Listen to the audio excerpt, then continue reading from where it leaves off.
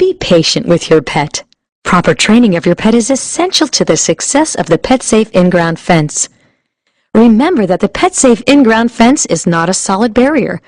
The keys to training your pet to use the PetSafe system are patience, fairness, firmness, and consistency. Train for 10 to 15 minutes at a time, and don't try to do too much too quickly. More frequent, short sessions are better than less frequent, longer sessions. If your pet shows signs of stress, slow down the training schedule, add additional days of training, or increase the amount of playtime with your pet in the pet area. Common stress signals include pet pulling on leash toward the house, ears tucked, tail down, body lowered, nervous, frantic movement or stiffening of pet's body. Your pet must be completely comfortable near the boundary flags at the end of every training session. Spend at least 5 minutes of playtime at the completion of each session within 10 feet of the boundary flags. Finish each training session on a positive note with lots of praise and play.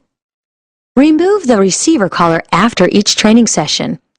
Be sure to contain your pet by another means during the training period. During training, if you need to take your pet out of the pet area, remove the receiver collar and either pick your pet up or put him in the car to pass out of the pet area. Even if you think your pet is responding well to the training, complete the entire training. Reinforcement is important. The goal of day 1 is to have your pet learn that the boundary flags and warning beep from the receiver collar define the new pet area. Perform 3 sessions on day 1, each session lasting 10 to 15 minutes.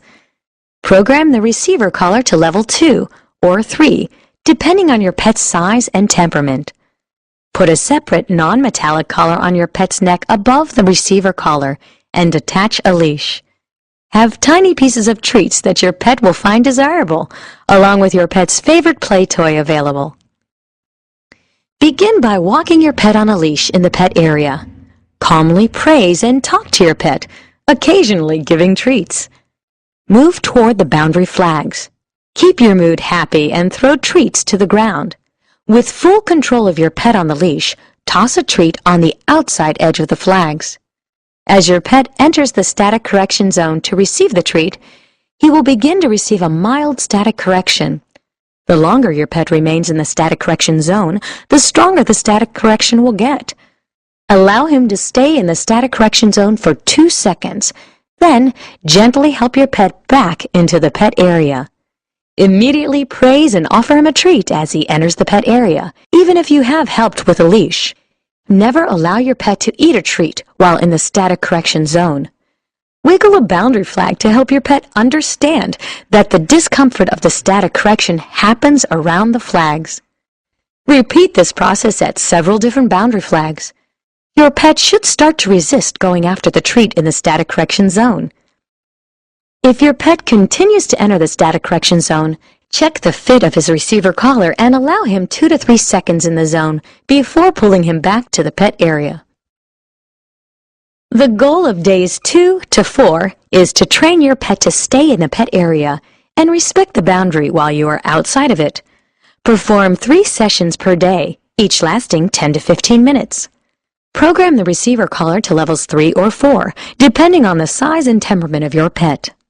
Put a separate non-metallic collar on your pet's neck above the receiver collar and attach a leash. Have tiny pieces of treats and your pet's favorite play toy available. Repeat the steps described in day 1, but drop the leash, leaving your pet in the pet area. Walk outside the boundary and wiggle the boundary flags facing your pet. Continue around the entire boundary doing this, tossing treats to your pet in the pet area and praising him. Never allow your pet to eat the treat while in the static correction zone. Days 5 through 8 of the training session constitute the distraction phase. Your pet should still be on a leash.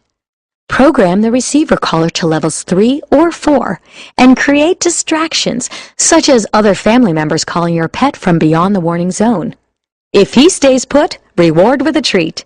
If he strains at the leash, allow your pet to enter the static correction zone and get corrected a couple seconds before pulling him back into the pet area.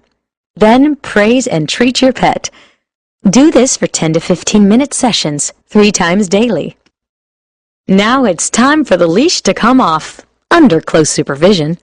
Stay and play with your pet for sessions lasting for a few minutes at first, and then working up to an hour or more by day 14. Between days 15 and 30, your pet should be able to run free, but check in on him at regular intervals. With the PetSafe Deluxe in-ground fence, your pet is safely contained, but still enjoys a sense of freedom.